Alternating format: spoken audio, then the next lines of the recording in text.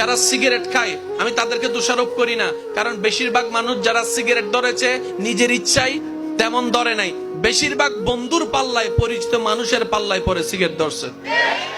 ওই যে এক সময় একজনে বলছিল এক টান দেশ না, কথা বলে না, এক সময় একজনে বলছিল এক টান দেশ না, সে বলে যে না আমি ধোঁয়া ধোঁয়া সহ্য করতে পারেন, আমার কাশি আসে। তখন তার মাথার মধ্যে শয়তানে ঢুকাই দিছে কি, কয় কেমন পুরুষ হইলা, কথা বলে আরে জোরে জোরে জোরে, তুমি কেমন পুরুষ হইলা, সিগারেট খাইতে পারো না। তার মাথায় ঢুকাই দিছে সিগারেট খাইতে, পুরুষ হতে গেলে সিগারেট খাইতে হবে। এবার সে যে এক টান দিছিল ওই বছর আগে, এখন 10 প্যাকেট। ভুল বললাম? বেশিরভাগ নেশা, বেশিরভাগ খারাপ অভ্যাস আমাদের ভিতর ঢুকেছে পরিচিত মানুষের মাধ্যমে, যাদেরকে বন্ধু বলেছে ওই বন্ধুর মাধ্যমে। আজকে যখন সেই বন্ধুর পাল্লায় পরে ধরা সিগারেটের কারণে যখন ক্যান্সারের রোগ